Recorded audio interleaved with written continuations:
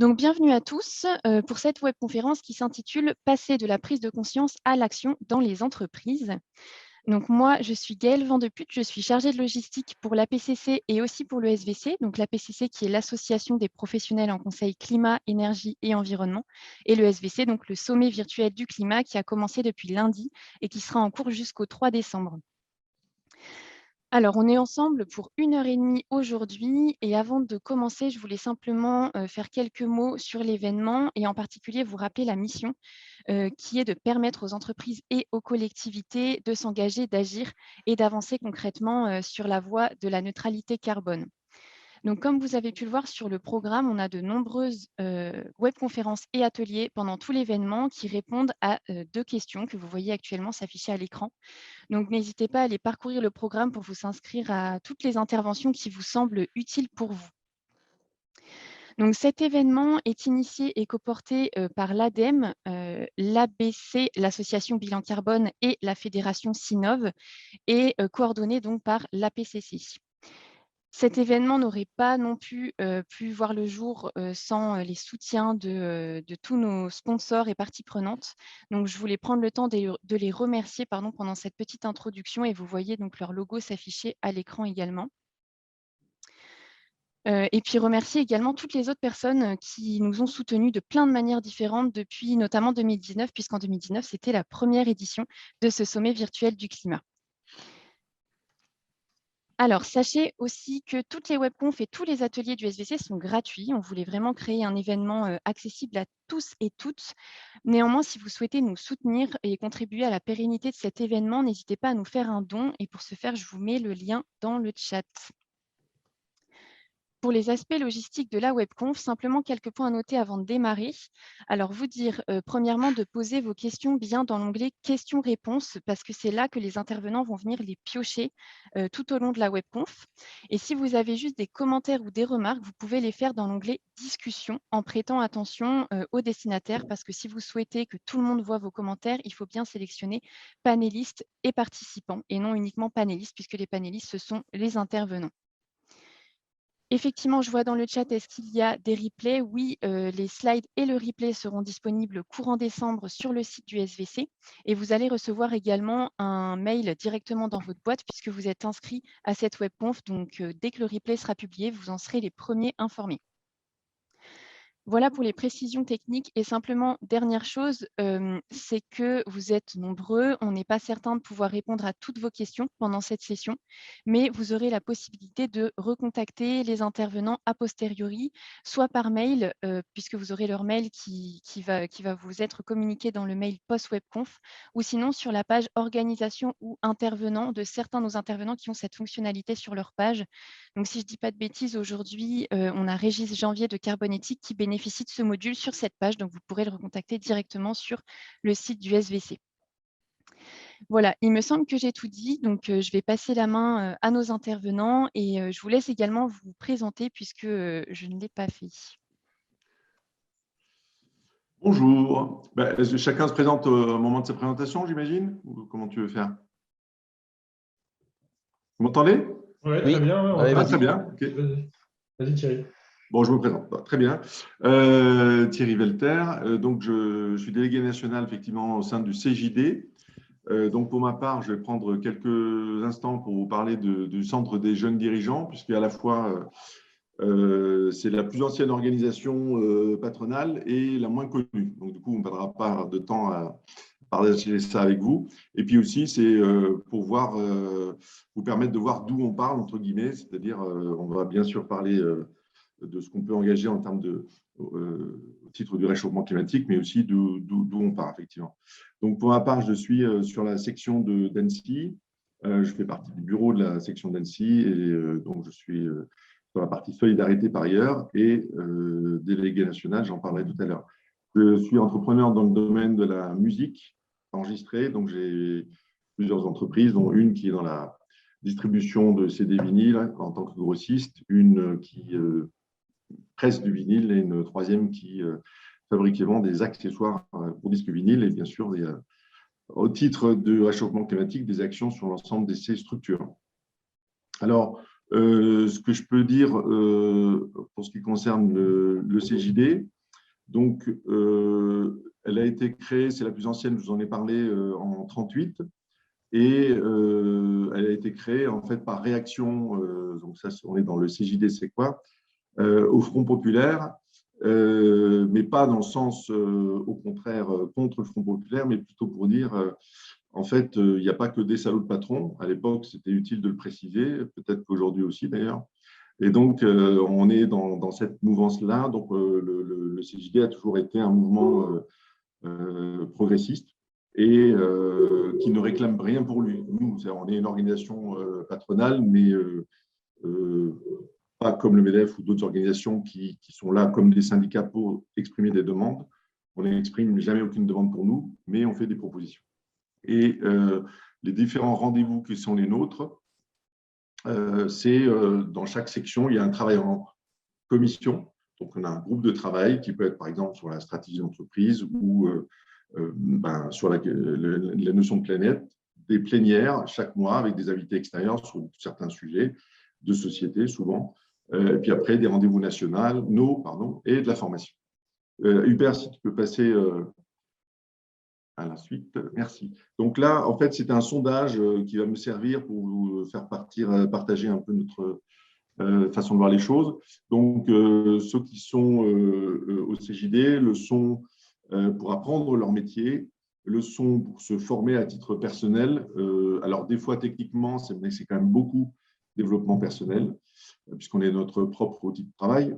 Échanger, bien sûr, partager. Donc, ça, on va dire que c'est souvent autour d'un truc à boire ou à manger. Rompre l'isolement, puisque ça, on sait que c'est le propre des dirigeants souvent. Et puis, faire de nouvelles expériences, j'y reviendrai. Tu peux passer. Là, c'est une illustration pour dire, tiens, quelqu'un du JD, a-t-il affilié à autre chose? Eh ben, on le voit. Là, il y avait 900 répondants. Donc, en effet, beaucoup sont affiliés à telle ou telle autre organisation, mais comme je l'ai indiqué tout à l'heure, assez peu politisés. Ici, c'est juste une petite vision de nos types d'activités. Donc, comme dans beaucoup de domaines, le BTP est très présent, le service au particulier est très présent, et surtout du fait de notre organisation en structure. On va le voir, je crois, sur le slide suivant.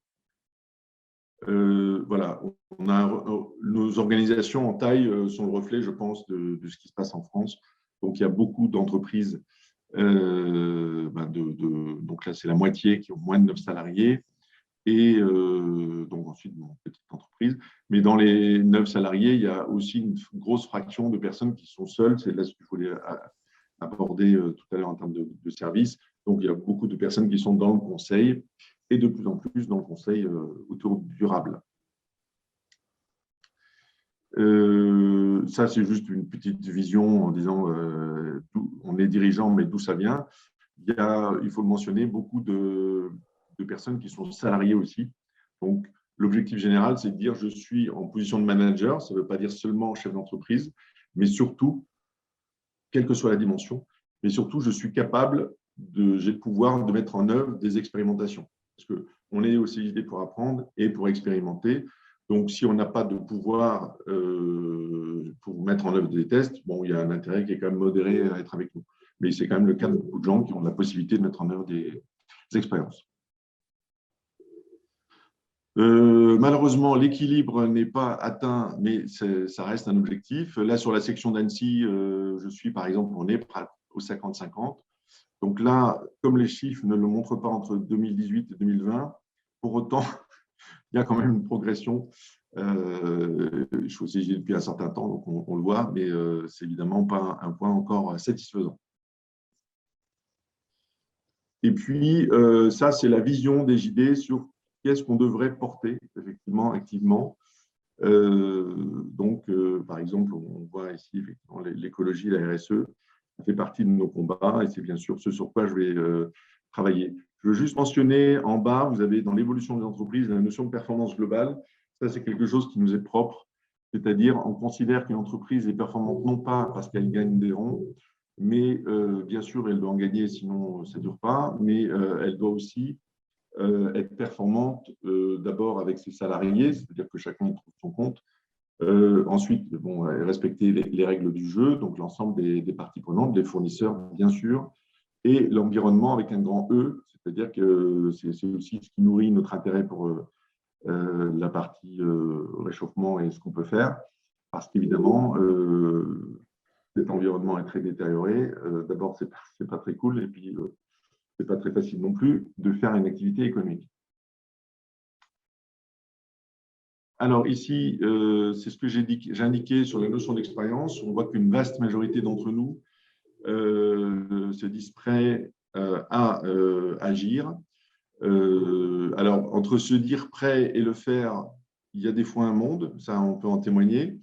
Donc, par exemple, effectivement, là, on voit l'engagement écologique relativement mis en avant. Il sera détaillé tout à l'heure par Loïc et Hubert, puisqu'un sondage spécifique a été fait dessus, donc on aura l'occasion de revenir sur ce point. Et moi, je parlerai un peu tout à l'heure aussi de la différence entre se dire prêt et faire. Slide suivant, si tu veux. Voilà, ça, je vous disais tout à l'heure que j'étais délégué national Planète. Ça veut dire qu'en fait, on a un certain nombre de comités de pilotage que vous voyez là devant vous. Et par exemple, Jeunesse, Planète, qui est le 3e, Solidarité, et les comités de pilotage ont comme mission de travailler sur le sujet pour produire des plans d'action et alimenter les commissions dont je parlais tout à l'heure sur le contenu. Alors, là, c'était le CJD, c'est qui, c'est quoi. Donc là, on parle spécifiquement du cockpit Planète. Nous, nos missions, c'est de culturer le CJD et ensuite agir. Donc, c'était, il n'a malheureusement, enfin, il est assez récent, il a 3 ans, un peu plus de 3 ans.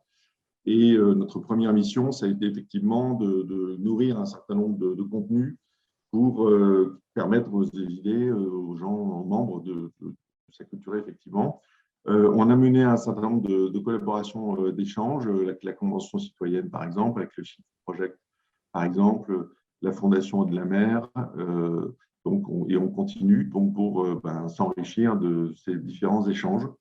Et c'est l'un d'entre eux, en particulier Jean-Marc Chancovici, qui nous avait engagé, à évangéliser, pardon pour le terme, qui était la première phase, et 2, passer à l'action, notamment sous la forme de mesures d'impact carbone. On a des collaborations avec d'autres copiles du CJD. On a effectivement le quiz. On a conçu un quiz qui est notamment tourné vers les collaborateurs en collaboration avec la Convention citoyenne. Et puis, ce que j'évoquais tout à l'heure, des commissions impact carbone, des plénières. Et l'année dernière, on a travaillé à construire un outil. Ça a été en particulier le travail de Régis, et puis de le comparer avec les autres pour choisir celui que nous souhaitions diffuser. Donc, je te laisse passer. Et voilà, c'est… Visiblement, il y a 2-3 slides qui ont dû sauter à la corde. Oui.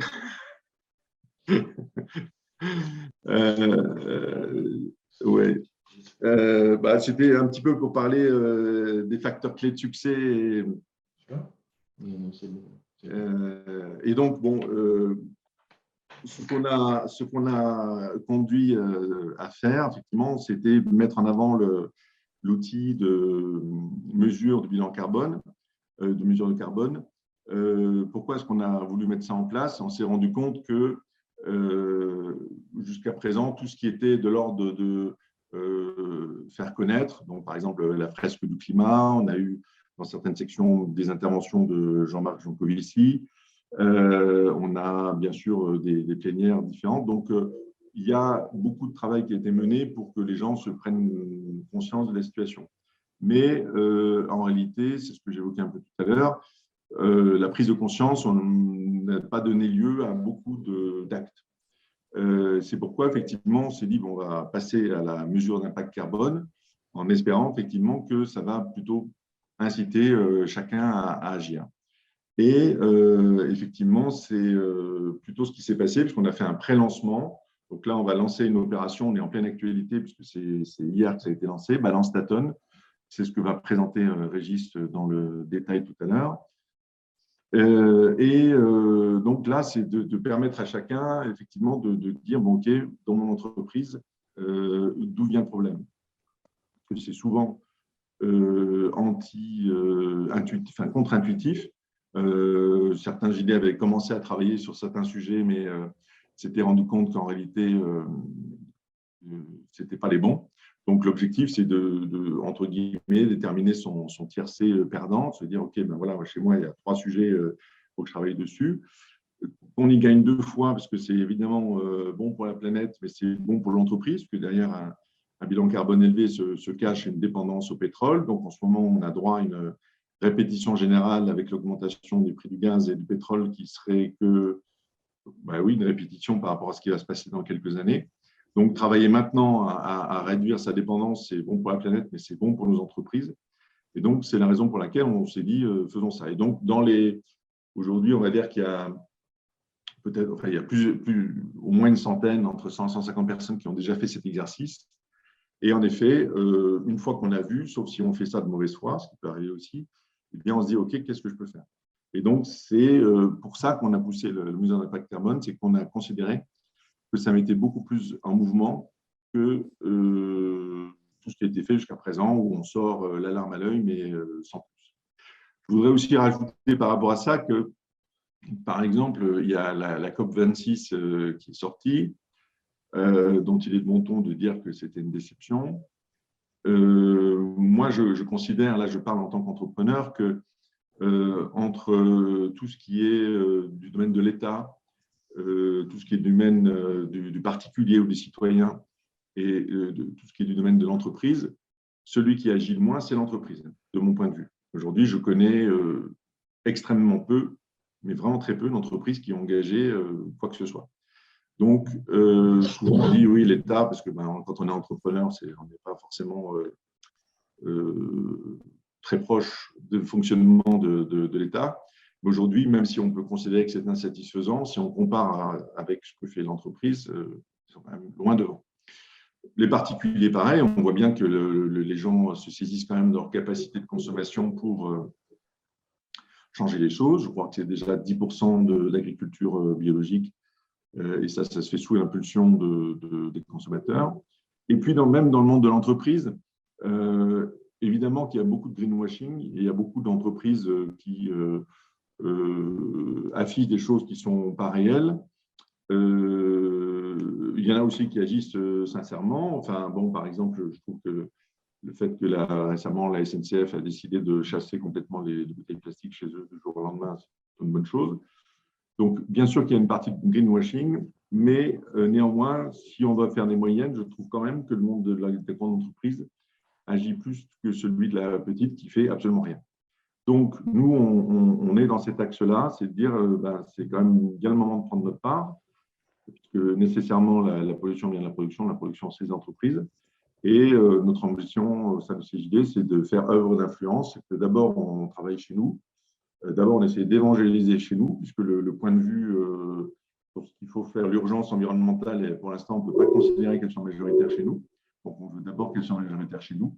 Et ensuite, effectivement, on fera en sorte qu'on puisse inspirer peut-être d'autres mouvements.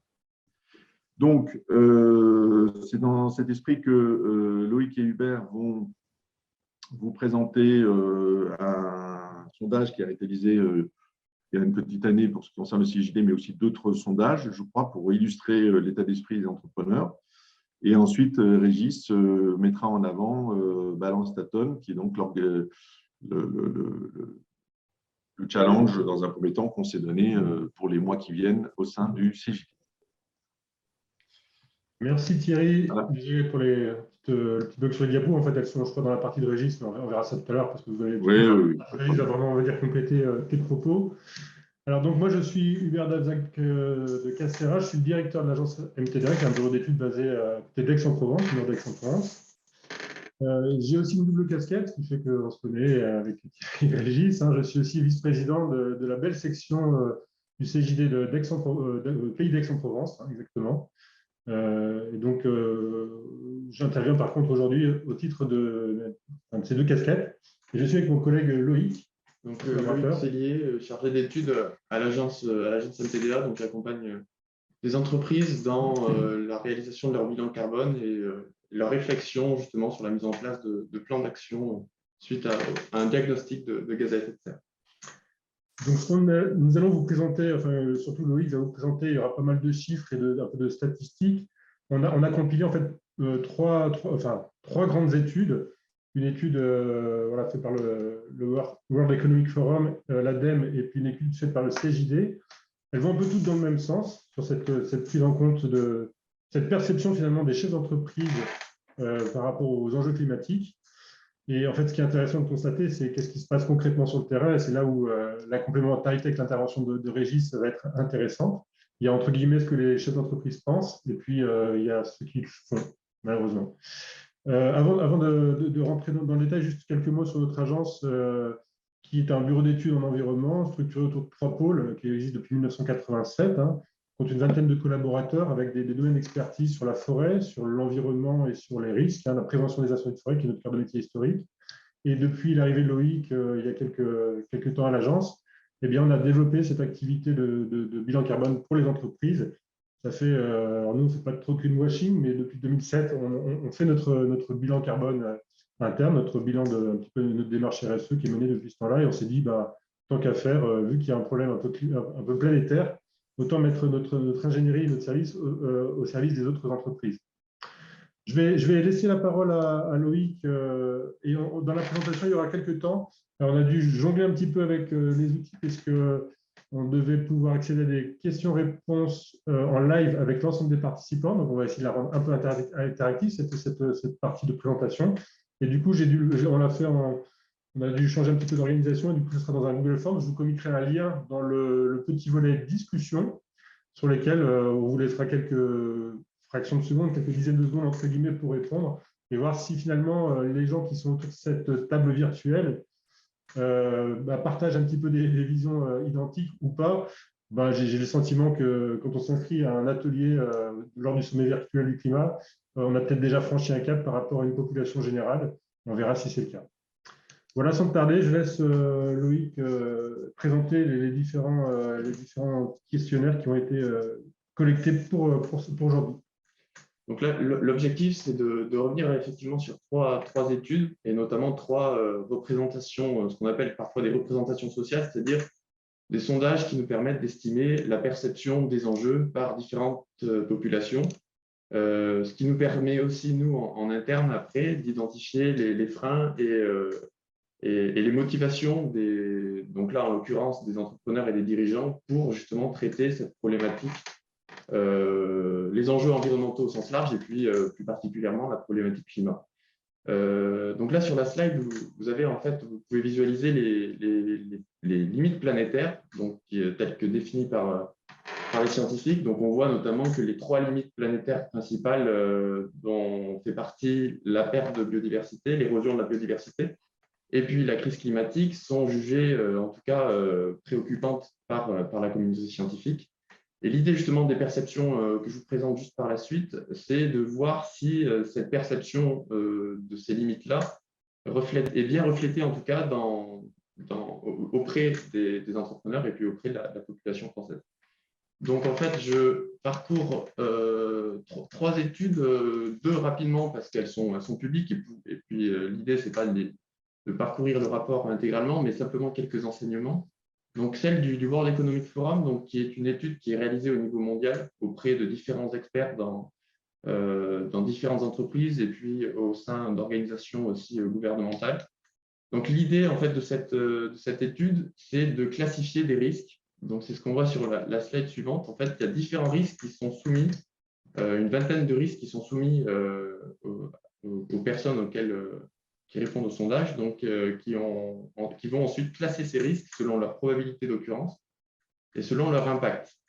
Donc, on aboutit ensuite à cette matrice un peu compliquée, mais l'idée, c'est simplement de classifier, en fait, donner une note de 1 à 5 sur la probabilité d'occurrence des risques. Donc, par exemple, le risque climatique, on le voit tout à fait en haut à droite, avec une probabilité donc, qui est jugée relativement forte, puisqu'il est noté 4 sur une échelle de 5. Et puis, un impact aussi jugé également fort, puisqu'il a été noté à 4,5. Il y a d'autres risques, il n'y a pas uniquement les risques environnementaux qu'on peut visualiser ici. Il y a aussi des risques économiques, donc en bleu, les risques environnementaux, eux, sont en vert. Des risques plus sociétaux, comme des problèmes d'approvisionnement en eau ou des choses comme ça, sont, eux, en rouge. Et là, ce que je trouve intéressant, donc c'est la slide suivante, c'est de voir justement l'évolution de cette perception des différents risques. Donc sur ce graphique-là, en fait, on voit l'évolution de la perception des différents risques de 2012 à 2021. Donc tout à fait en bas, on a le ranking, c'est-à-dire le classement des premiers risques tels qu'ils étaient en tout cas perçus en 2012. Et puis tout à fait en haut, donc la dernière ligne, en 2021, les différents risques, donc du 1er au 7e. Et donc on voit l'évolution notamment des risques environnementaux. Par exemple, les conditions météo extrêmes occupaient la 2e place en 2014 et puis occupe la 1re place depuis 2017. Même chose pour l'échec, on va dire, le risque d'échec des négociations climatiques qui occupe maintenant, on va dire, les premières places du podium, si je puis dire, des différents risques. Et la biodiversité également qui fait son apparition en 2021. Donc c'est intéressant aussi de voir que la biodiversité est perçue comme un risque moins important, alors que les rapports scientifiques, en tout cas, montrent que les limites planétaires en ce qui concerne la biodiversité sont même davantage préoccupantes que celles du changement climatique. Même chose, slide suivante sur la classification des impacts. Donc, je ne vais pas y revenir, mais donc précédemment, c'était la classification selon la probabilité. Ici, c'est l'impact.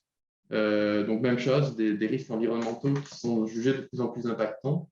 Et puis, même chose, apparition, comme l'a évoqué Thierry en introduction, la prise en compte de la raréfaction de certaines ressources naturelles, notamment les ressources pétrolières qui font leur apparition dans le top 5 des risques selon l'impact, notamment suite certainement à la crise du Covid qui a bouleversé un peu les marchés pétroliers, comme on peut le voir actuellement.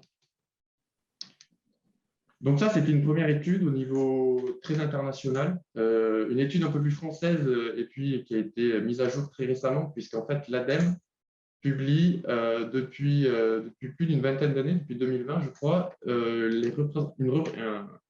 un rapport qui s'intitule « Représentation sociale du changement climatique », qui permet de voir justement au niveau de la population française, donc c'est un sondage qui est effectué et qui est représentatif de la population française dans sa diversité, qui permet justement de voir l'évolution des différents enjeux et comment ils sont perçus par la population française.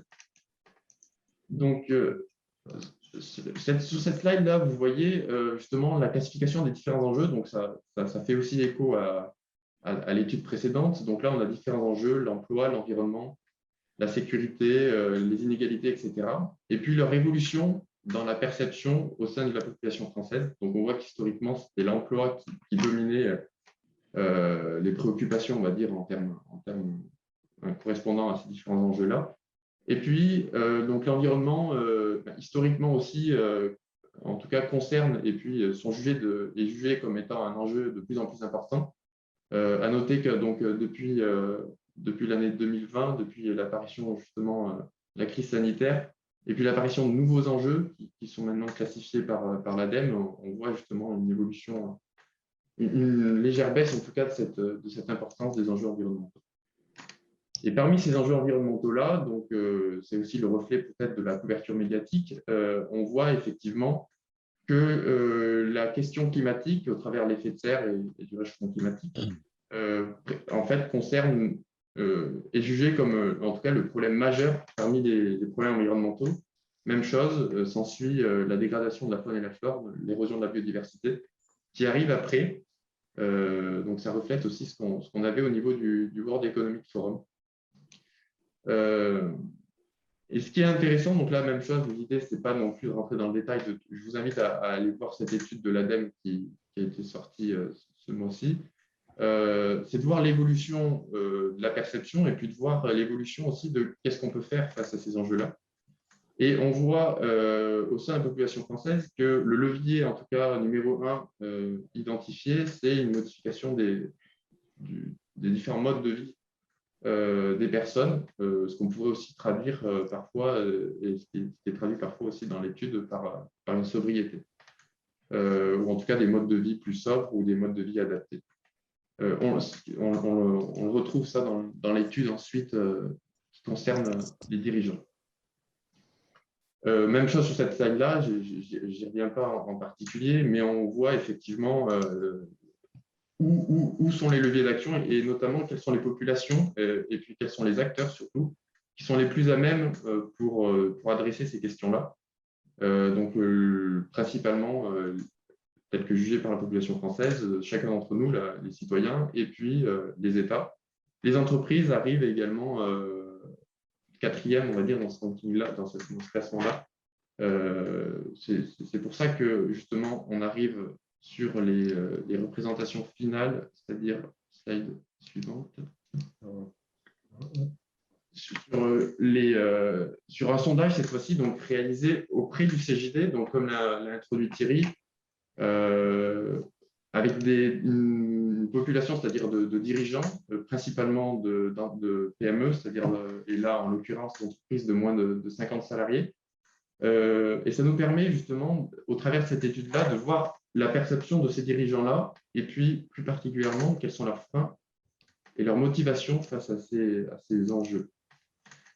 Donc, il ressort en fait de ce sondage qui concerne environ, donc il y a eu 750 répondants sur les 5000 et quelques adhérents au CJD, que 98% en fait d'entre eux estiment effectivement que l'entreprise a un rôle à jouer face à ces enjeux-là. Et puis, ce qui est intéressant, c'est de voir également que les modes de vie, comme ça, c'était reflété dans les représentations sociales de l'ADEME, la modification des modes de vie, notamment des citoyens et des consommateurs, est jugée en tout cas comme nécessaire par l'immense majorité des répondants, c'est-à-dire 90%.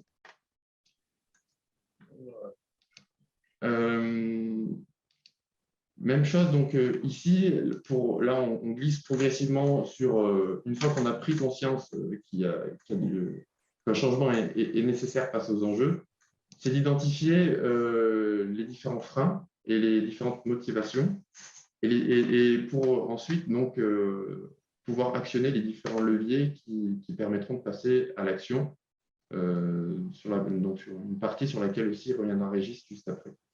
Donc, la moitié à peu près des chefs d'entreprise quand même estiment qu'ils n'ont pas accès à suffisamment d'informations sur ces enjeux-là et sur comment les traiter au sein de leur entreprise. Donc, c'est quand même, ça représente la moitié des répondants qui, en tout cas, estiment qu'un accompagnement est nécessaire. En tout cas, plus d'informations seraient bienvenues pour justement traiter ces sujets-là.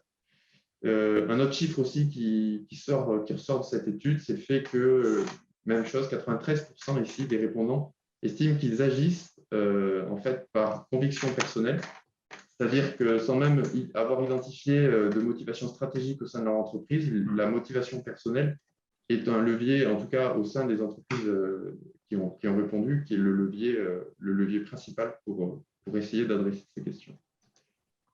C'est ce qu'on retrouve au travers de différentes questions, c'est-à-dire que la conviction personnelle, comme on peut le voir pour réaliser un bilan carbone, c'est 80% des répondants.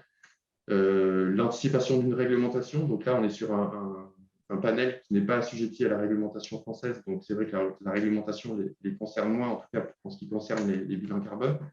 Mais c'est quelque chose, l'anticipation aussi de l'évolution de cette réglementation-là, c'est, en tout cas, d'après cette étude-là, identifié comme le second moteur. Et donc, une fois qu'on a dit tout ça, comment on met en œuvre, en tout cas, donc soit des bilans carbone comme une première étape pour justement adresser ces questions-là, avoir des premiers ordres de grandeur. C'est un sujet sur lequel revient Régis par la suite. Donc, ne pas savoir comment faire et ressort comme aussi bien pour la mise en place d'actions que pour la réalisation de bilan carbone, c'est le frein principal. S'ensuit, et puis on le verra aussi par le complément d'enquête qu'on vous présente juste après, le manque de temps et le besoin justement consacrer un budget à ces questions-là, qui sont en fait, qui ressortent comme les deux freins principaux qui suivent en tout cas le manque d'informations ou le manque de méthodologie pour pouvoir traiter le sujet carbone. Donc là, on l'identifie sur la mise en place d'actions, mais aussi bien sur même chose pour le bilan carbone. En fait, c'est pour on va dire initier un bilan carbone, parce que là, c'est des entreprises pour l'immense majorité qui n'ont pas réalisé de bilan carbone précédemment. On identifie bien que les mêmes freins en fait pour la mise en place d'actions, c'est-à-dire ne pas savoir exactement en quoi consiste un bilan carbone. Donc, il y a de plus en plus d'entreprises qui justement s'interrogent sur qu'est-ce qu'un bilan carbone, qu'est-ce qu'il peut m'apporter, quels sont les enseignements à l'issue d'un bilan carbone, notamment d'un point de vue stratégique, d'un point de vue aussi de la communication. C'est des questions qui reviennent souvent, en tout cas sur le terrain. Et puis, même chose, donc des contraintes de temps. Donc, c'est ce qui est intéressant avec l'étude du World Economic Forum. Les dirigeants, en tout cas, classifient les risques et des priorités. Et c'est vrai que parmi les différentes priorités, notamment économiques, il y a un arbitrage qui est fait et ça justifie, en tout cas, dans les détails du sondage, on identifie qu'effectivement, c'est cette priorisation des différents risques qui fait que le bilan carbone est parfois relégué à plus long terme, on va dire. Je trouve que ce qui est intéressant aussi dans cette slide, c'est la partie droite du tableau. C'est pourquoi les gens n'ont pas mis en place le bilan carbone. Et surtout, une petite majorité, mais un peu moins de 40%, qui estiment que ce n'est pas pertinent au regard de leur activité. Il y a des gens qui se sentent complètement décorrélés des problématiques climatiques. Nous, on est une activité de service. On pourrait se dire, bon, finalement, on est assez peu dépendant du pétrole. Mais en fait, non, on utilise des voitures pour nous déplacer, pour aller en clientèle, on a des locaux, on a l'électricité. Donc finalement, il y a un certain nombre si on creuse un peu, si on gratte un peu, on voit qu'on n'est pas tous, on est tous concernés quelque part, sauf que voilà, cette statistique quand même est assez troublante, j'ai envie de dire. Et rebondit sur le même item, là, 50% qui ne sait pas comment s'y prendre. Il y a vraiment une question de moyens sur comment je fais pour faire quelque chose, et c'est ça tout l'intérêt de la partie. Ces deux observations, elles se rejoignent sur un point, c'est que c'est deux bonnes raisons pour ne rien faire. C'est un peu ce que tu veux. C'est que on dit oui, mais moi non, parce que c'est pas pertinent. Ok. Mais bon. En effet. Et puis pour rebondir sur ce que vient de dire aussi Hubert, il y a beaucoup d'entreprises aussi au sein des répondants qui sont dans le secteur des services, c'est-à-dire des activités qui, par nature, n'ont pas des émissions, en tout cas très importantes, parce qu'il n'y a pas de ligne de production, etc., très peu d'entrants. Mais comme on peut le voir aussi dans le sondage, en fait, ces entreprises-là sont tout de même dépendantes d'un scope 3, on va dire, très élargi, c'est-à-dire des clients auxquels en fait, les émissions liées à leurs clients. Donc là, on peut voir, par exemple, sur le sondage, que 61% sont prêts à sélectionner des fournisseurs. Donc c'est un chiffre intéressant quand même, parce que ça veut dire que toute la chaîne amont, on pourrait avoir justement ce qu'on appelle le ruissellement de bonnes pratiques sur toute la chaîne amont des entreprises. Si toutes les entreprises se mettent à avoir des critères sur leurs fournisseurs, les fournisseurs eux-mêmes vont s'intéresser à la question, donc ça c'est intéressant. Par contre, à l'aval, 8% en fait, seulement des répondants estiment justement qu'ils pourraient sélectionner leurs clients sur des critères environnementaux, et ça se comprend, on va dire, assez naturellement par la réalité économique de l'entreprise qui nécessite justement d'assurer un certain carnet de commandes, et donc sélectionner des clients. Je me permets une perte potentielle de chiffre d'affaires. Je me permets un commentaire aussi là-dessus, puisque là, je parle de mémoire, mais si tu veux, les 61% de personnes qui disent que c'est bien de sélectionner un fournisseur sur cette base-là est à rapprocher de, je crois, 45% des entreprises qui disent qu'eux pensent pouvoir faire quelque chose. Donc, ça veut dire simplement que, bon là, ça parle de la nature humaine, on considère qu'on va être plus exigeant avec les autres qu'avec soi. Bien sûr. Voilà. Donc ça, bon. Alors, le seul intérêt de ça, c'est que comme on est tous un peu fournisseurs, c'est que j'espère bien que ça va nous mettre dans un cycle infernal mais nécessaire où effectivement, chacun étant le fournisseur de l'autre, que comme tu parles de ruissellement, effectivement. Mais bon, voilà, ça aussi, c'est le témoignage quand même du fait que beaucoup d'entrepreneurs sont quand même mous du genou sur le sujet. Effectivement, choisir un fournisseur sur ce critère, c'est nettement plus facile. Oui, tout ce qu'on dit là, il y a pas mal de réactions un petit peu dans la fenêtre de discussion, en effet, sur le fait que les gens délèguent, hein, ils savent bien déléguer parfois certaines responsabilités ou certaines actions à leurs fournisseurs, à leurs parties prenantes, et ont du mal, et on peut le comprendre, hein, ont du mal à mettre en œuvre les propres changements dans leurs organisations.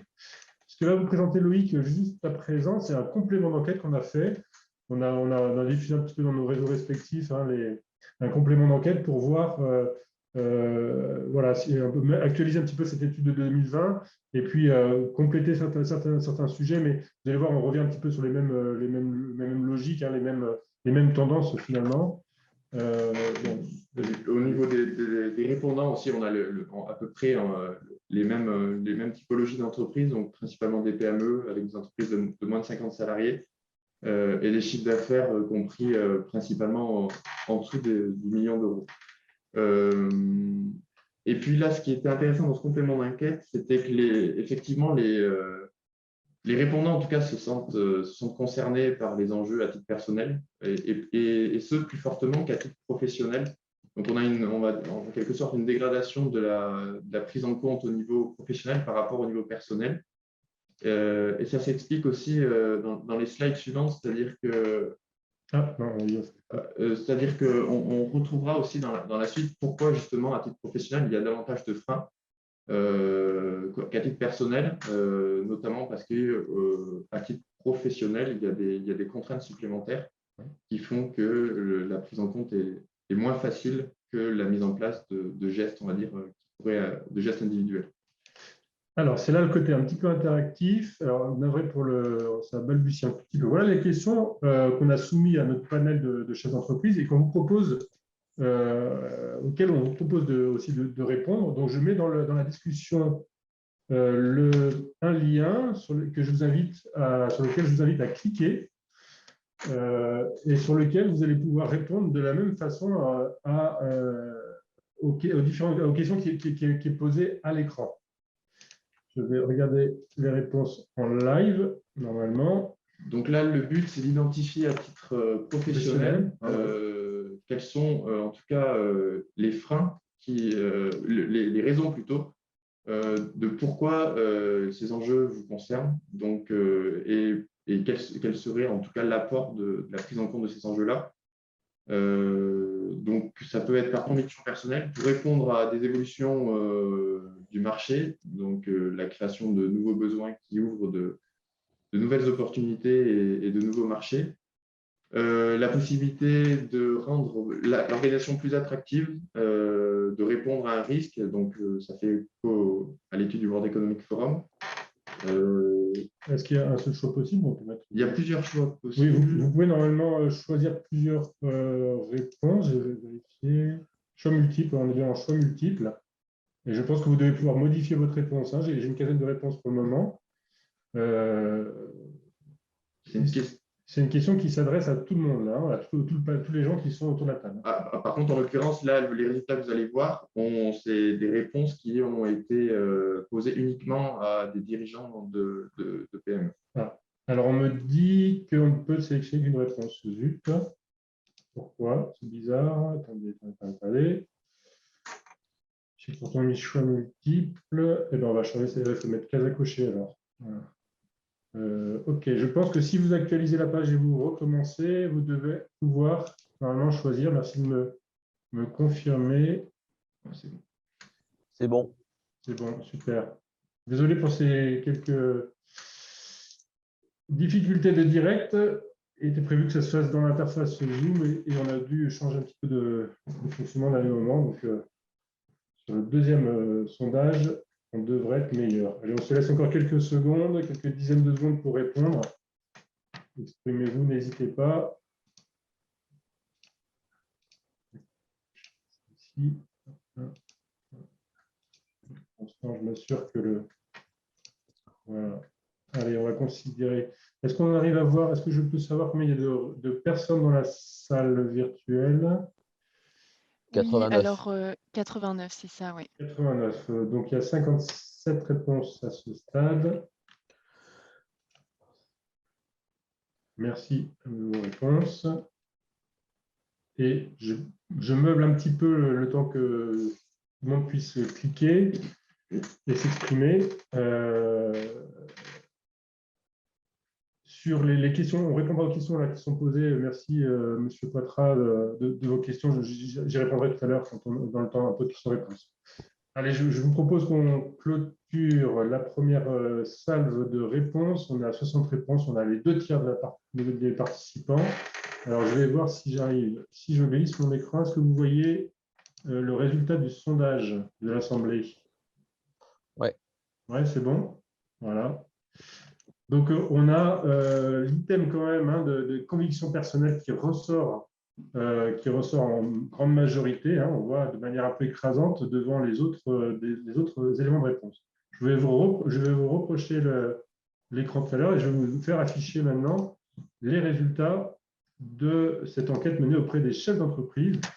Et bien, si vous remarquez quelque chose, c'est que finalement, il n'y a pas de grosse différence avec l'expression des chefs d'entreprise. On reste sur des convictions personnelles, comme si finalement aujourd'hui les problématiques climatiques étaient vraiment liées aux personnes et pas vraiment aux organisations. Enfin, j'ai envie de dire le côté un peu structurel qui n'y est pas encore. On est plus encore dans cette logique là, par rapport au World Economic Forum où on voit que les gens se disent c'est nous qui allons faire bouger et c'est en fait on touche à la corde sensible des gens et c'est ça qui fait avancer les choses. Et après, s'ensuit dans vos réponses, en fait, la même hiérarchie un peu que les réponses de dirigeants qu'on avait pu avoir, c'est-à-dire l'évolution du marché qui arrive. Je vais essayer de les mettre côte à côte. Qui arrive après. Même chose, l'anticipation des risques. Et quelque chose qui revient de plus en plus auprès des dirigeants, c'est justement le fait de rendre attractive leur organisation auprès des collaborateurs et des futurs collaborateurs. Quelque chose qui est classé. Alors, les risques, on va ressortir un petit peu plus haut. Non, pareil, hein, c'est pareil. Non, la hiérarchie globalement est respectée. Cette conviction personnelle qui ressort vraiment loin devant tout, je crois que c'est un peu vraiment la conclusion qu'on peut tirer de ce premier. Première chose. Donc, il y avait d'autres questions aussi qu'on jugeait intéressantes de vous présenter, notamment comment sont jugés les impacts pour justement vis-à-vis de leur organisation, de leur entreprise. Donc, une grande majorité, en fait, juge que la moitié, en fait, ont du mal à estimer justement la gravité des impacts que pourraient avoir les risques environnementaux sur la structure. Et puis, s'ensuit, en fait, on va dire des impacts soit jugés comme étant faibles, soit qui vont impacter la rentabilité de l'entreprise sans pour autant remettre en cause sa viabilité. Et slide suivante. L'idée également aussi, là, c'est de constater avec vous au travers d'un autre sondage, justement, sur, on va dire, l'utilité du bilan carbone. Donc, il y a de plus en plus d'entreprises qui s'intéressent au bilan carbone, notamment parce qu'en fait, ça constitue une première étape qui permet d'adresser le sujet, d'avoir des premières ordres de grandeur. Régis y revient juste après sur ces éléments-là. Donc, une grande majorité quand même connaissent le bilan carbone. Seuls 15% des dirigeants interrogés déclarent justement ne pas le connaître. Il y a quand même quelque chose d'intéressant, c'est qu'un tiers des répondants le connaissent, mais ne savent pas trop exactement ce qu'il en est, c'est-à-dire qu'est-ce qu'un bilan carbone va pouvoir apporter et qu'est-ce que je vais pouvoir ensuite mettre en place. Alors, je vous ai mis de la même façon dans la fenêtre de discussion un lien qui pointe sur un deuxième sondage qui reprend exactement les mêmes questions que celles que vous avez à l'écran. Quel est pour vous l'intérêt du bilan carbone? Donc, savoir mesurer pour savoir où et comment agir, contribuer à la limite des règlements, adapter une stratégie, identifier les opportunités, analyser les risques, un apport à l'image de l'entreprise, de répondre à une obligation réglementaire ou répondre à une demande des parties prenantes. De la même façon, je vous invite tous à cliquer sur ce petit lien. Là, cette fois-ci, les questions doivent être à choix multiple. Vous pouvez choisir plusieurs questions. Et c'est on va dire l'équilibre de ce diagramme qui va être intéressant à comparer entre des chefs d'entreprise qui ont bien voulu répondre à un énième sondage sur le changement climatique, sur les problématiques climatiques dans notre réseau et le panel, enfin pas le panel, l'ensemble des participants de cette intervention. Alors, il y a toujours un peu d'érosion entre la première salle de questions et la deuxième. Là, je suis à un peu moins d'une quarantaine de réponses.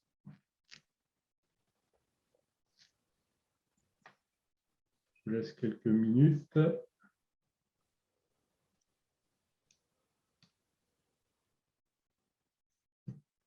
Et on prendra un petit temps, dans tous les cas, après, au niveau du tempo, on est bon, Loïc? Oui. Questions-réponses. Une vingtaine de minutes pour les questions-réponses. Allez, Ouais. on a oui. Ok. Donc, voilà, je vais vous... Allez, encore quelques secondes, ou alors, oui, encore quelques secondes. Et je vais vous afficher donc le résultat des entreprises. Voilà. Tac. Donc pour les entreprises, et comme ça ressort aussi dans votre sondage apparemment, c'est effectivement le bilan carbone, c'est un outil pour avoir des éléments pour objectiver, on va dire, une action, c'est-à-dire d'avoir des premiers ordres de grandeur. Contribuer au changement climatique, c'est vrai que c'est une question, on va dire, c'est une option qui pouvait regrouper d'autres options, mais en tout cas, le bilan carbone a été fait à la base pour adresser la question climatique et pour adresser aussi la question des ressources. C'est ce qu'on identifie aussi au travers de la réponse anticipée des risques. Adopter une stratégie revient en deuxième position, un peu comme pour notre panel de dirigeants. Justement, je trouve que la proportion entre savoir mesurer et adapter la stratégie est un petit peu différente, l'écart entre les diagrammes sur les dirigeants d'entreprise et les personnes autour de la table est un petit peu significatif quand même, à mon sens.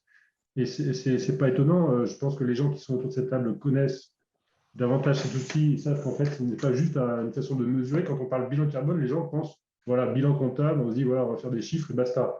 Alors qu'en fait, le vrai enjeu d'un bilan carbone, c'est la stratégie qui va suivre derrière et les actions qui vont être mises en œuvre derrière. Et on voit que les participants autour de la table ont déjà un petit peu cette sensibilité plus marquée. Allez, il faut qu'on avance pour laisser du temps quand même à Régis nous expliquer les éléments. Et je vais faire le dernier sondage dans... Voilà. Donc, dernier sondage sur justement, plus particulièrement les freins. Donc, on les a déjà un peu abordés au travers de l'enquête CJD.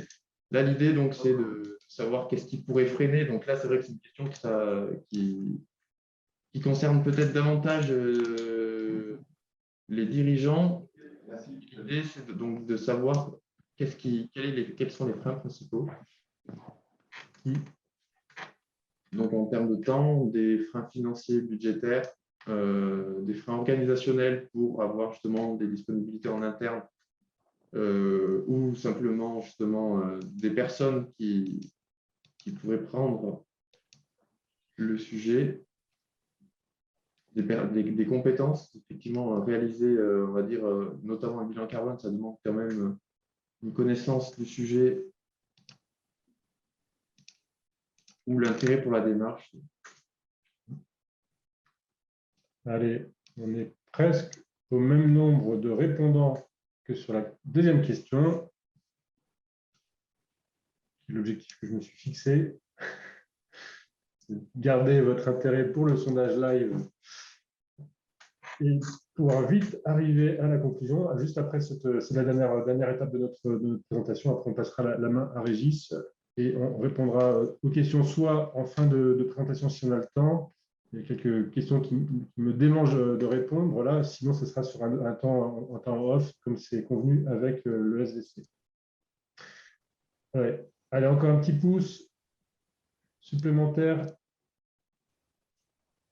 avant que je vous présente. Donc, les résultats chef d'entreprise, donc essentiellement temps et moyens financiers. Hein, donc, l'aspect vraiment… c'est vrai que quand on discute, nous, avec des chefs d'entreprise, c'est souvent écoute, j'ai pas le temps, rappelle-moi le mois prochain, ou oui, je veux le faire, mais ça tombe mal. Et du coup, en fait, il y a vraiment cette question de disponibilité du chef d'entreprise sur quelque chose qui n'est pas souvent perçu comme le cœur de son business, ou quelque chose qui va lui apporter un plus. Je lis au passage les éléments dans la discussion. En effet, c'est une fausse excuse. Le temps, on en manque tous. Tout est une question de priorité et de compréhension des enjeux. Mais il se trouve que le bilan carbone, c'est aussi quelque chose qui n'est pas dans la feuille de route du dirigeant initial. C'est quelque chose qu'on lui a mis maintenant depuis quelques temps. Il y a les éléments aussi financiers, il ne faut pas s'en cacher, qui sont importants, qui peuvent être importants, malgré les dispositifs de prise en charge comme celui de l'ADEME ou toutes les actions qui sont menées, comme on fait au CJD, avec des actions complètement bénévoles. Voilà le résultat des 31 réponses. Donc, l'objectif n'est pas atteint. Je suis désolé, je vais arriver à 45, navré. On voit que l'aspect temps, et la fausse excuse revient aussi pour tout le monde. La disponibilité des compétences en interne, en effet, on voit aussi certaines structures qui le font en interne, d'autres qui l'externalisent. Donc, quand on externalise, c'est une question financière. Et quand on le fait en interne, c'est du temps sur nos équipes et des feuilles de route sur nos équipes. Voilà les principaux éléments. Je pense qu'on est arrivé au bout. Loïc, c'est ça.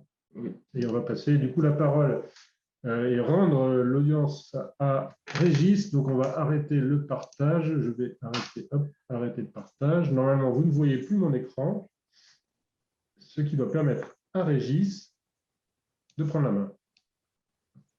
Voilà. Eh bien, écoutez, je pense que vous devez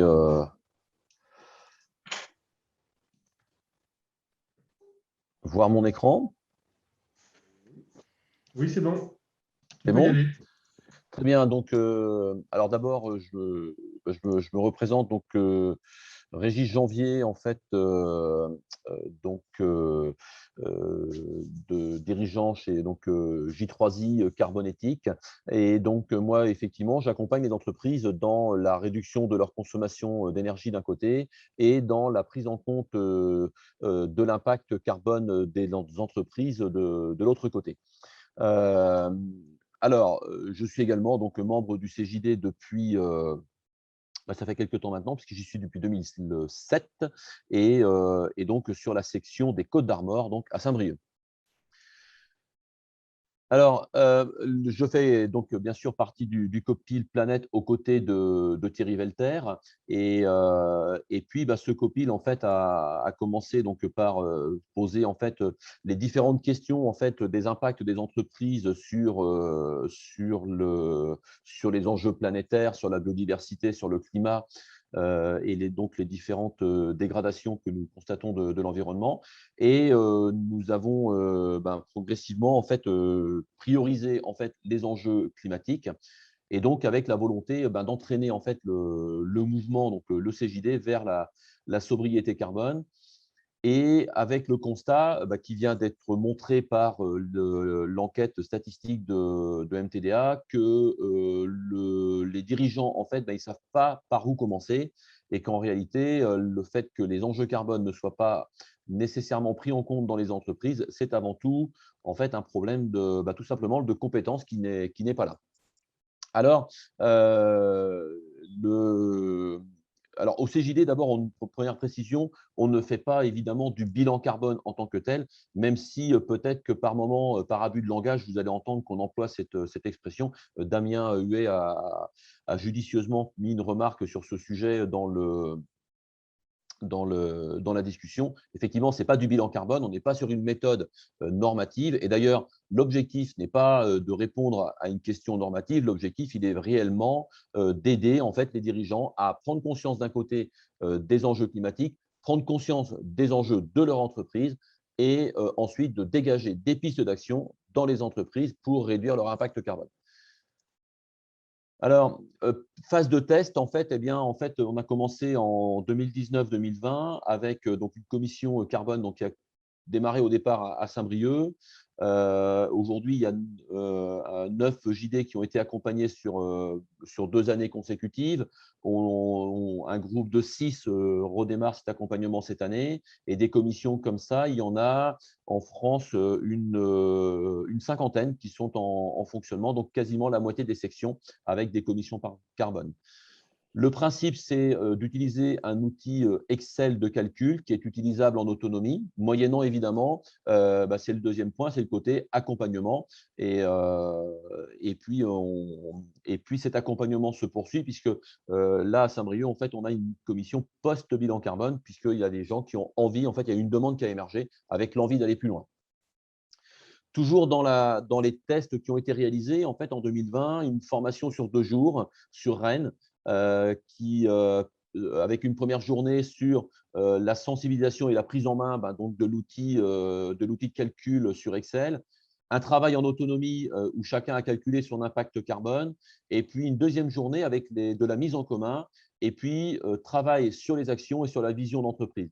C'est-à-dire qu'à partir de ces premiers calculs, d'abord faire émerger des pistes d'action et ensuite travailler sur finalement le monde en 2030, à quoi il peut ressembler et comment je vois mon entreprise dans le monde de 2030.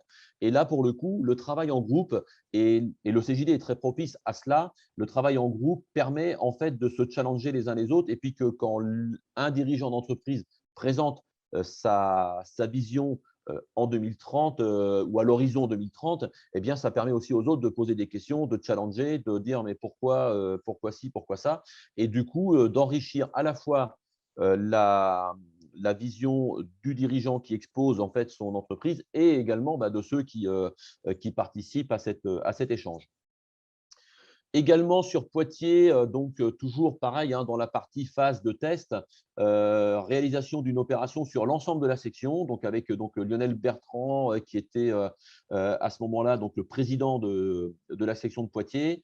Donc une première demi-journée de pareil, formation, prise en main des outils, et puis ensuite 2 séquences consécutives d'accompagnement en visio.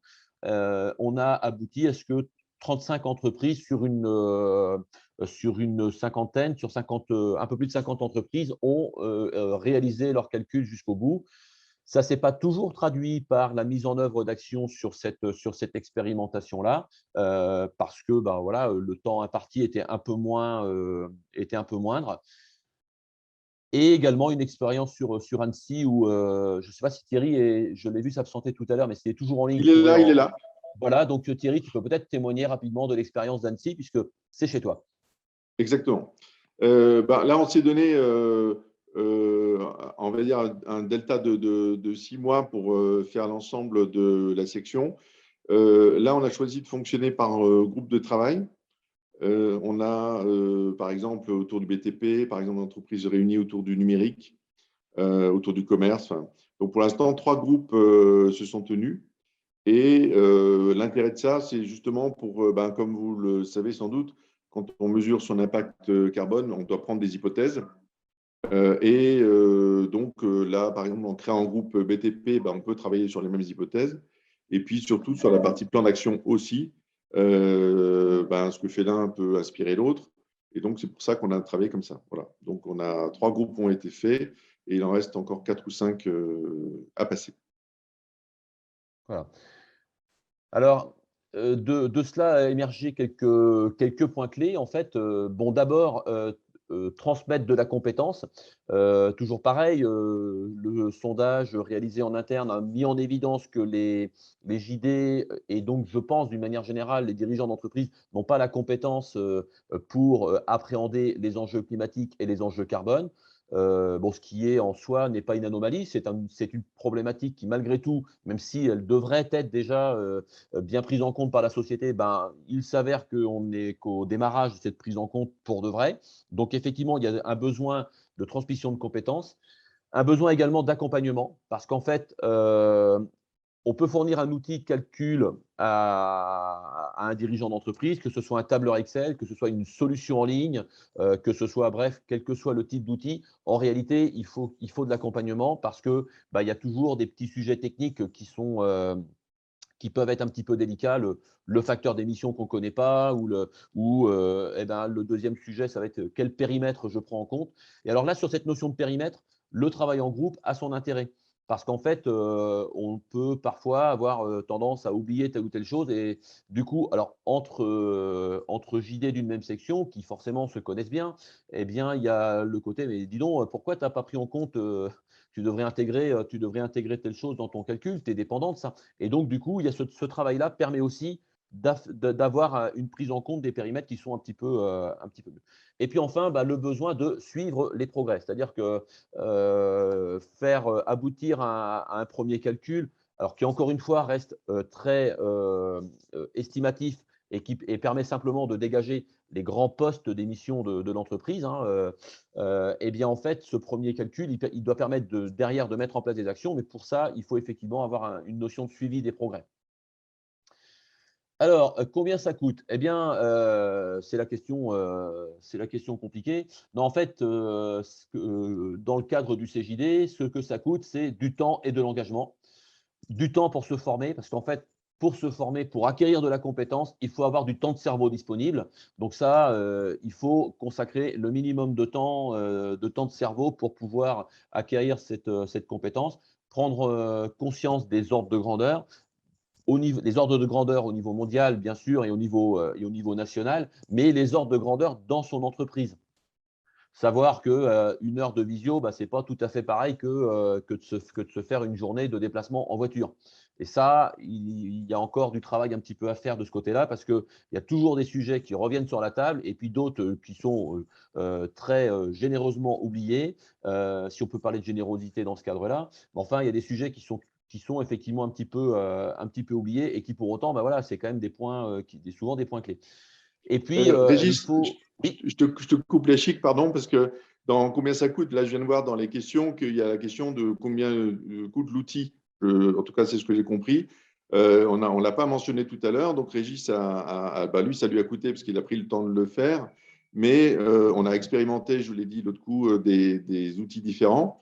Mais en fait, ça faisait un peu partie des facteurs clés de succès. L'outil Excel qui est mis à disposition est gratuit pour les gens du CJD. Un des objectifs, c'était comme on veut que tout le monde le fasse, et comme j'expliquais que beaucoup d'entre nous sont seuls dans leur organisation, et que comme souvent, comme dit Régis, le bilan personnel dans ce cadre-là est plus important que le bilan pro, évidemment que si je suis dans le conseil, de payer 7000 balles pour savoir que finalement l'impact est mesuré, ça ne marche pas. Donc, pour autant, nous, on tient absolument à ce que cette population soit dans le scope, parce que une fois qu'elle aura compris le fonctionnement, elle pourra être force de proposition à ses clients, ses fournisseurs, son environnement, quoi. Voilà. Donc, j'en profite pour glisser cette réponse à une des questions qui a été posée. Voilà, alors donc effectivement, l'outil qui a été développé par Carbonetic est mis gratuitement à disposition du CJD et d'ailleurs, il y a également une version, alors pour des non-JD qui le souhaiteraient, l'outil, puisque de toute façon il circule dans la nature.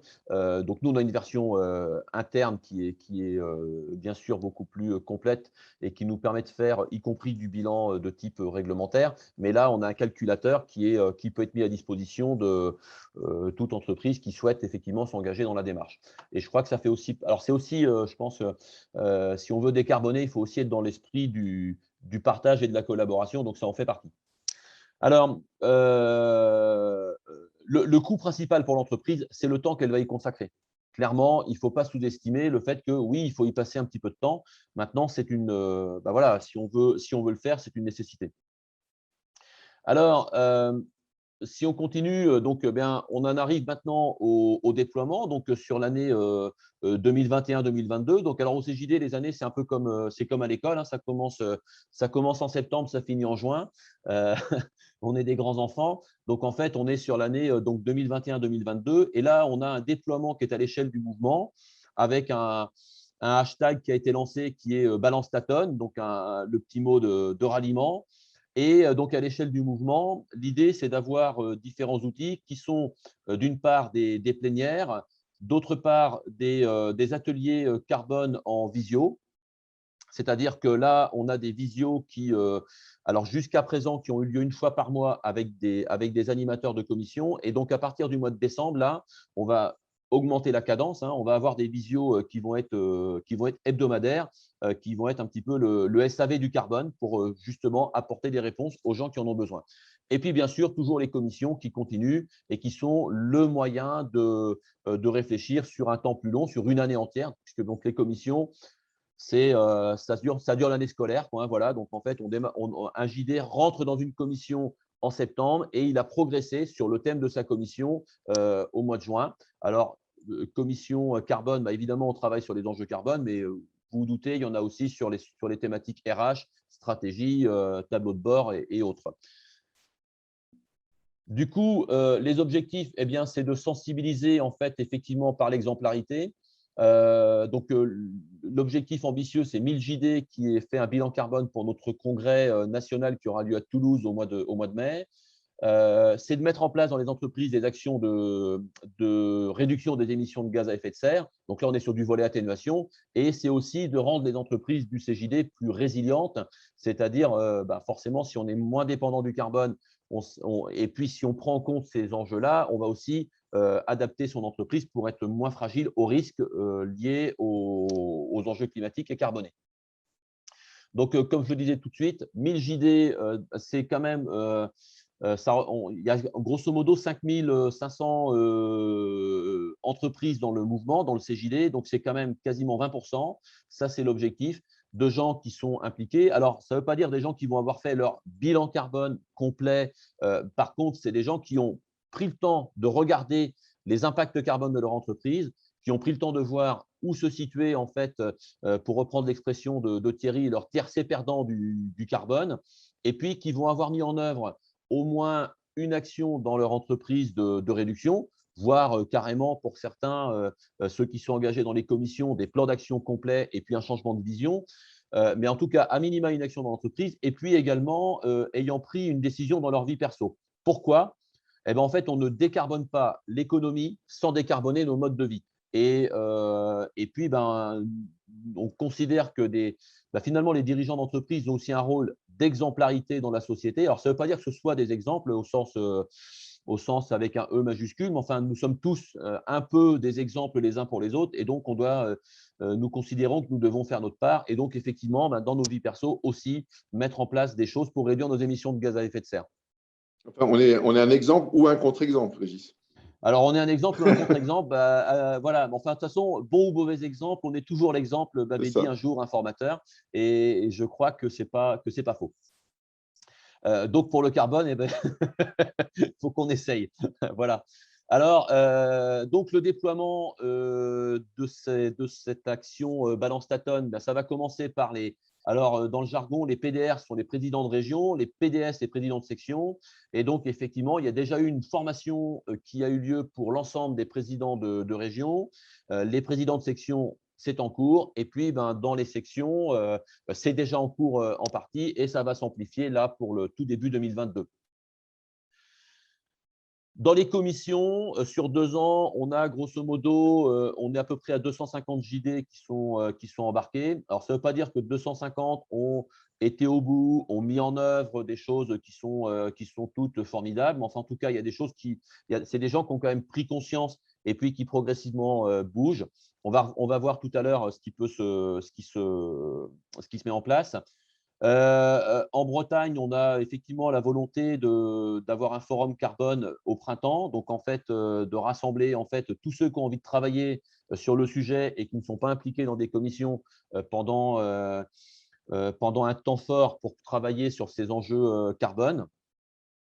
Les plénières carbone, bien sûr, ça, c'est les outils qui avancent. Et puis, Balance ta tonne, le rendez-vous hebdo sous forme d'une visio hebdomadaire avec des gens qui sont évidemment au sein du mouvement. Il y a des gens qui sont formés à la méthode bilan carbone, qui sont volontaires pour aider les autres. Ça fait partie aussi des valeurs du mouvement, l'entraide, la solidarité. Et donc, effectivement, il y a ce travail d'entraide qui est en train de se mettre en place pour que les uns aident les autres en fait à faire leurs calculs dans un premier temps et puis se poser les bonnes questions dans une deuxième étape. Alors, au niveau des outils, Donc, on l'a vu, un calculateur qui est issu, en fait, effectivement, de celui de mon entreprise de Carbonétique. Carbonétique qui, par ailleurs, est né, je dis mon entreprise, en réalité, c'est une association depuis le mois de mai et nous sommes plusieurs experts du carbone à rejoindre cette association. Et donc, l'objectif, c'est ça, c'est de partager en fait en diffusion libre cet outil. C'est de l'acculturation avec, d'une part, de la formation d'animateurs planète, donc c'est le terme qu'on a choisi au CJD sur ce sujet-là, la mise en place du SAV donc dans des visios, et puis c'est du challenge. En fait, les dirigeants d'entreprise aiment bien se challenger les uns les autres, donc profitons-en, lançons des défis, et puis ça rend le sujet, un sujet très sérieux. Ça le rend un peu ludique de mettre du challenge. Et puis, on peut faire des choses très sérieuses sans se prendre au sérieux. Donc, c'est aussi l'objectif. Alors, donc effectivement, les outils, à quoi ils servent? La plénière carbone, l'objectif, c'est de mettre le pied à l'étrier. C'est clair qu'une plénière, c'est une soirée, ça va durer 2 à 3 heures. C'est évident qu'en 3 heures, on n'a pas fait son bilan carbone dans les normes et de manière complète. Par contre, on peut avoir commencé à regarder d'où viennent principalement mes émissions, d'avoir à peu près compris comment se calculent les impacts carbone et puis d'avoir pris conscience des effets de son entreprise. Et ça permet de, justement, moi j'appelle ça mettre le pied à l'étrier, c'est commencer en fait à regarder et avoir un regard différent sur les impacts de son entreprise. Les commissions, alors la commission, c'est vraiment le bon outil pour transformer l'entreprise. C'est les moyens de repenser en fait la vision de son entreprise, donc réfléchir en groupe, collectivement, profiter du retour d'expérience des autres, parce que ce qui marche dans une entreprise peut marcher dans une autre entreprise. Des sujets qui sont tout à fait transverses à toutes les entreprises comme la mobilité. Si un JD a trouvé une bonne solution dans sa boîte, bien évidemment que les autres peuvent copier. Et puis, il y a un effet d'entraînement qui est indéniable, c'est que une commission, on a un rendez-vous mensuel, on doit travailler entre chaque commission. Bon, évidemment que c'est comme à l'école, quoi, hein, il faut avoir fait ses devoirs pour venir. Donc, en fait, ça donne envie d'avancer. Balance Statone, donc on a un intranet, petite copie d'écran de l'intranet qui est dédié. L'intranet, c'est là où on peut télécharger les outils, là où aussi on peut s'inscrire pour dire c'est bon, je rentre dans la démarche, parce que si on dit qu'on veut avoir 1000 JD d'engagés, évidemment, il faut un petit peu savoir qui s'engage et qui va où. Et puis, c'est également un outil où on va faire un petit peu du reporting des actions mises en place. D'une part, parce que l'objectif, c'est aussi de pouvoir compter quelques kilos de CO2 en moins. Et puis, c'est aussi de repérer ce qu'on va appeler des pépites. C'est donc des actions qui peuvent être remarquables, reproductibles et qui peuvent se remettre en place dans d'autres entreprises. Voilà. Donc, l'intranet dédié, voilà, c'est partager des outils, c'est un lieu d'échange, c'est de recenser et compter, et puis effectivement mesurer les actions mises en place. Je vois que le temps passe, donc on va aller un petit peu plus vite. Donc, le modèle est-il duplicable? Oui. D'ailleurs, alors j'ai mentionné l'association Carbonétique. On essaie de faire la même chose avec des entreprises qui sont non JD, de faire travailler des groupes d'entreprises. Et je pense que les démarches, et d'ailleurs, je ne sais pas s'il y a des représentants d'autres mouvements d'entreprises ici, mais en tout cas, je plaide pour la duplication de ce type de démarche. Et d'ailleurs, le CJD, il a aussi pour vocation d'essaimer dans le monde économique. Donc, allons-y. C'est qu'effectivement, c'est une méthode qui fait ses preuves. Des actes. Est-ce qu'il y a des actes derrière ça? Oui, il y en a.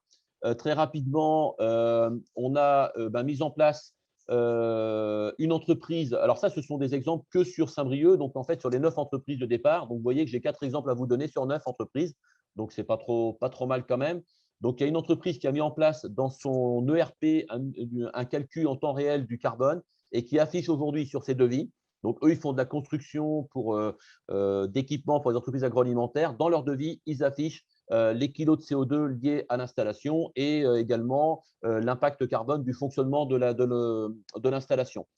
Une entreprise qui est dans le textile, ils sont dans le vêtement marin, ils récupèrent en fait maintenant les cabans usagés, ils les rénovent quand ils peuvent les rénover, ils récupèrent des pièces, des boutons, des doublures sur des vieux caban pour en refaire des neufs. Et avec les restes, ils vont fabriquer des sacs à main, des trousses de toilette, des objets divers. Et donc, il y a quand même création d'une nouvelle activité. Donc, ils sont basés à Paimpol. Donc, à Paimpol, un atelier, une boutique atelier avec des personnes qui travaillent dans cette boutique. Donc, il y a une nouvelle activité qui a été créée suite à la réalisation d'un bilan carbone.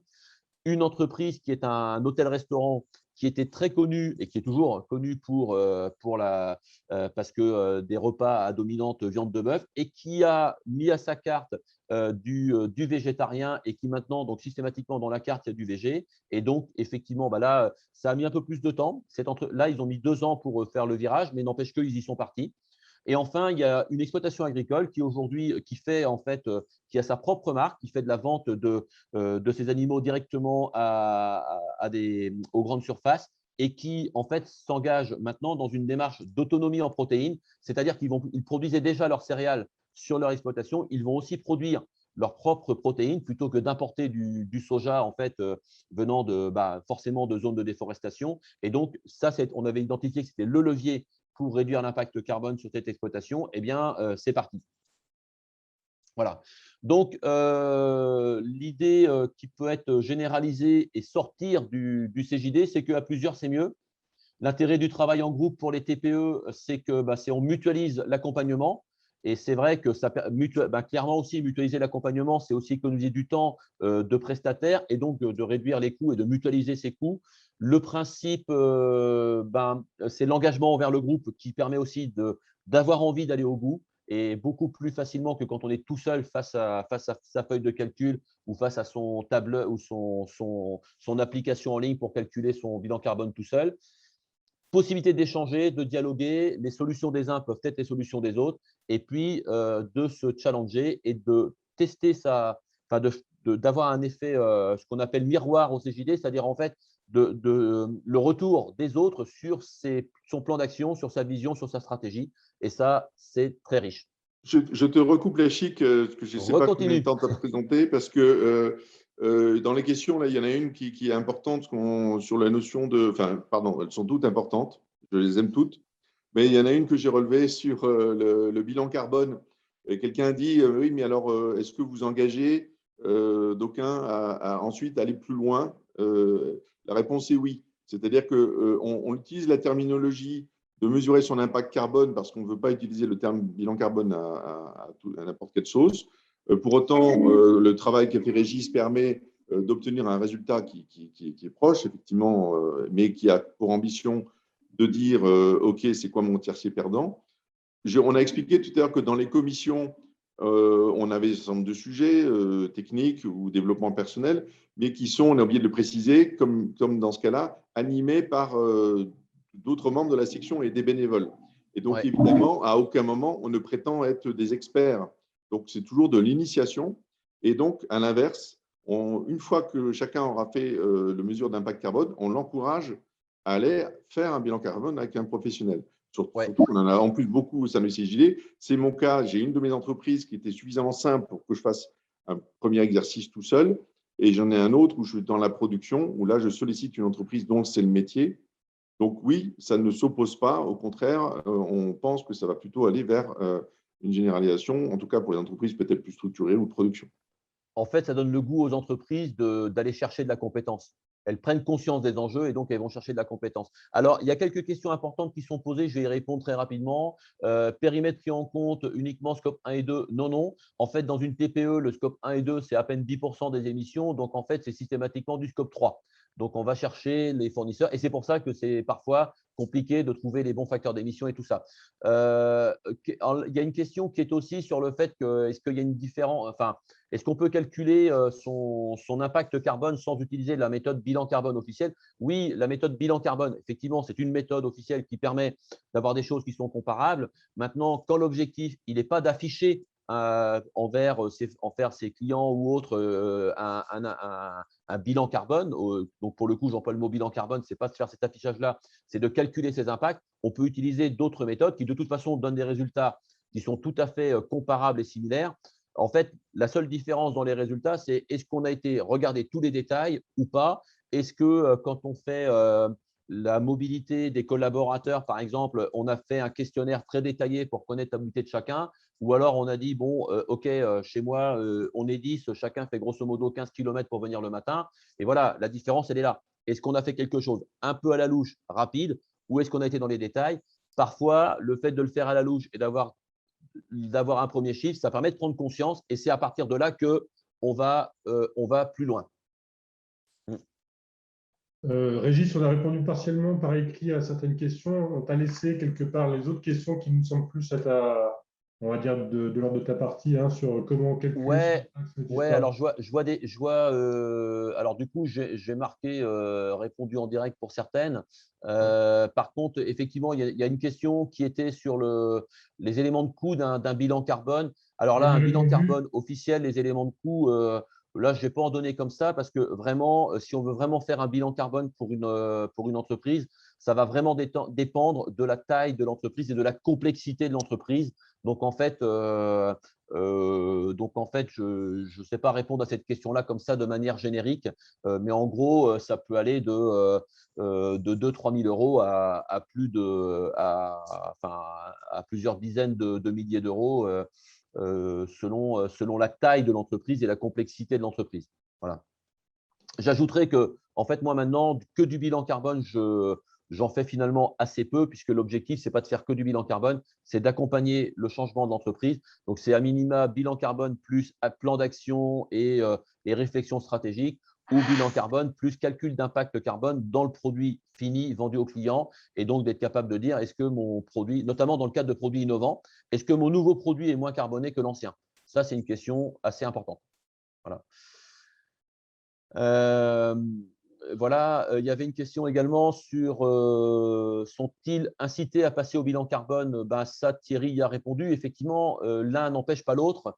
Et en fait, ce premier calcul d'impact, il n'est pas là pour remplacer effectivement la réalisation d'un bilan carbone ou la réalisation l'engagement dans une stratégie de trajectoire bas carbone, comme les stratégies actes pas à pas, par exemple, qui sont mises en avant par l'ADEME maintenant et qui permettent en fait de réfléchir pas seulement le bilan carbone, mais vraiment la vision long terme de l'entreprise sur la réduction de ses impacts. Donc, effectivement, non, ça ne s'oppose pas. Et en plus, c'est plutôt, encore une fois, mettre le pied à l'étrier. Donc, quand on met le pied à l'étrier, c'est pour partir au galop derrière. Une question aussi à laquelle je voudrais répondre, qui était de dire, là, on travaille sur l'atténuation. Est-ce que vous travaillez aussi sur le fait de préparer, d'adapter les entreprises demain? Donc, effectivement, on est entre bénévoles, on passe du temps, pas mal de temps sur le sujet, mais on a choisi un combat. Donc, pour cette année, on a choisi de travailler sur la diffusion, effectivement, de la mesure d'impact carbone. Ça ne veut pas dire qu'on est insensible à la biodiversité ou qu'on est insensible à son importance. Et pour l'instant, on a choisi ce combat-là. Et justement, on doit, en janvier, se réunir de façon élargie au sein du CJD pour réfléchir sur les années à venir et de travailler sur tout un tas d'autres sujets, puisque bien sûr que le plus urgent, c'est le réchauffement climatique, en tout cas vu par nous. Donc, en même temps, tout ce qui se mesure s'améliore et que c'est quand même un peu dans les gènes des entreprises d'avoir des chiffres et de se dire, tiens, des constats, des actions. Donc, on a démarré par ce qui nous paraissait le plus fluide, mais on va travailler sur tout le reste et aussi, effectivement, comment adapter les entreprises. Et voici Gaëlle qui apparaît. Et oui, je suis de retour. Alors, je vous remercie grandement tous les quatre pour vos interventions respectives et pour vos retours sur les questions des participants. Merci beaucoup.